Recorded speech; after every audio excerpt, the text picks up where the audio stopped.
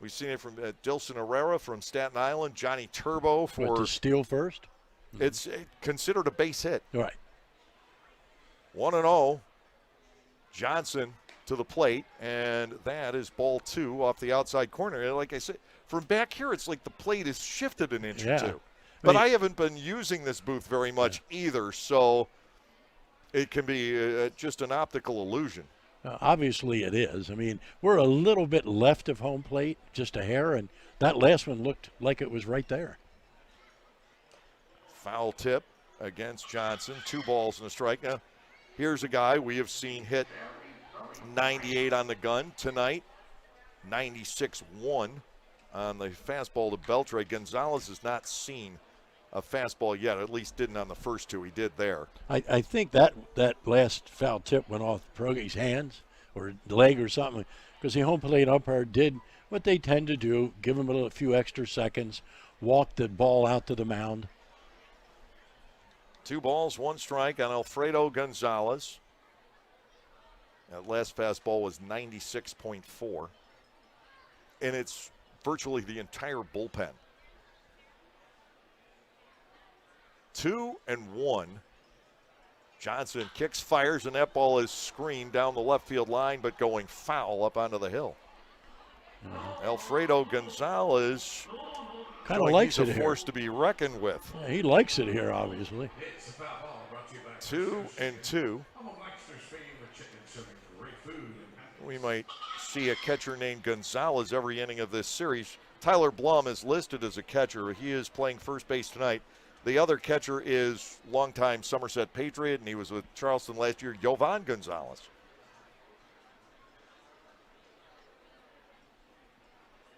2-2. Change up. Johnson will go to work on Gonzalez, and that's line to center field. He's on again. And you got to be careful with him on the bases, too. We've already seen that. Now,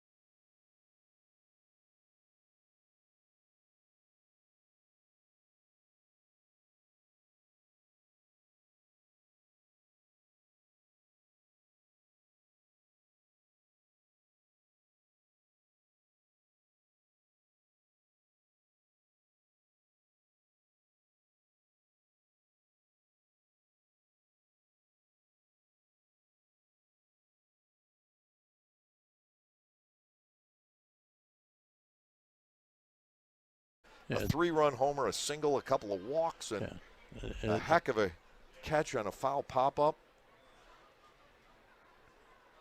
In fact, a couple of them.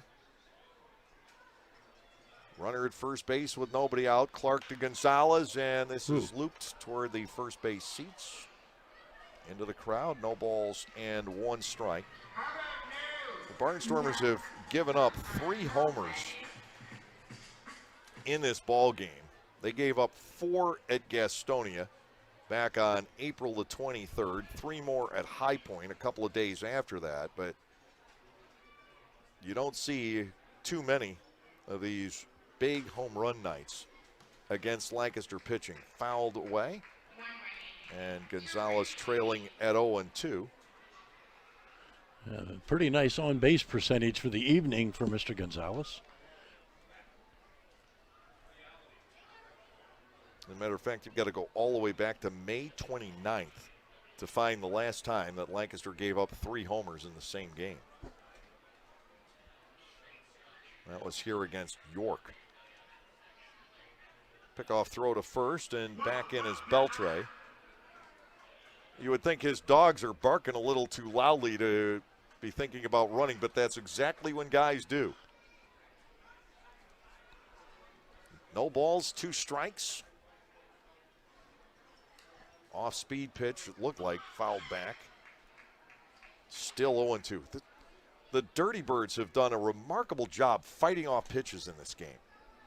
Yeah, And it's something the Birds, I've talked about the number of strikeouts for this Lancaster staff over the last few weeks. They've legitimately been averaging right around 10 strikeouts per 9 innings. A lot of games with 12, 13 strikeouts.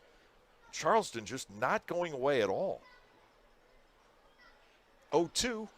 That almost hit him. It spun him out of the box. Ball 1 and 2 strikes. a good waste pitch there. That's played a huge role in this game, though. Fighting off those 2 strike deliveries. The Barnstomers really, maybe except for the second, and that was an out at the plate that ended that, haven't had a quick inning. Ball 2. High to Gonzalez, 2 balls and 2 strikes. Yeah, I noticed that. Segrist warming up in the bullpen. He's had remarkable numbers for Charleston.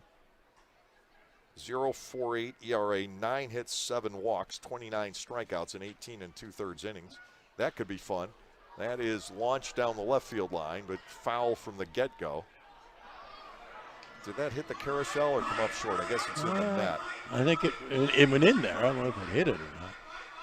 We've had a couple land where if it were spinning, it would have been like a roulette game. It would have 23 red or whatever. 23 on the white horse.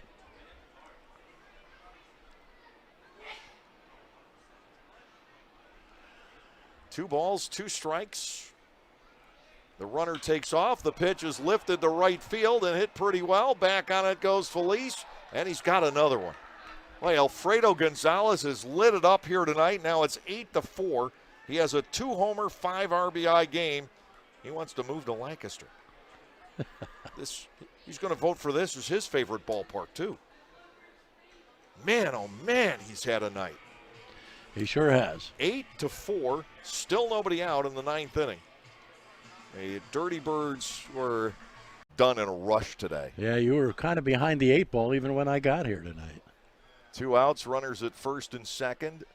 Silk will deal inside and low. Well, let's put it this way. This week has become a little bit more complicated than we planned. Gee, do tell. For obvious reasons that I don't want to get into right now. Just think back a couple of nights. A lot of people have been in touch. 1-1 with 2 outs, 2 on. Alfredo Gonzalez, the batter. And again, we apologize.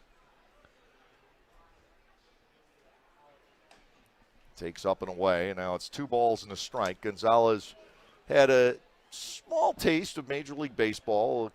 Played in 3 games for the White Sox back in 2018. Had 1 hit and 9 at-bats. He's recently turned 30. Just a couple of days ago, he celebrated cumpleaños número 30. Yeah, okay. 30th birthday. All right. Back on Wednesday from Venezuela. Here's a 2-1 to him. He delivers, and this ball is hit well. Right center field, way back it goes. And now we see how costly that error is. A 3-run home run, the 8th of the season for Alfredo Gonzalez. And the Barnstormers are behind early by a score of 3-0. And that could be an issue here tonight because the Barnstormers do not tend to hit left-handed pitching all that well. And they've got a lefty facing them in Ryan Lawler. So Gonzalez will circle the plate. That's what I get for calling him by the wrong name. It's all your fault. It's my fault. Tyler Blum will come to the plate hitting .281 with 14 runs batted in.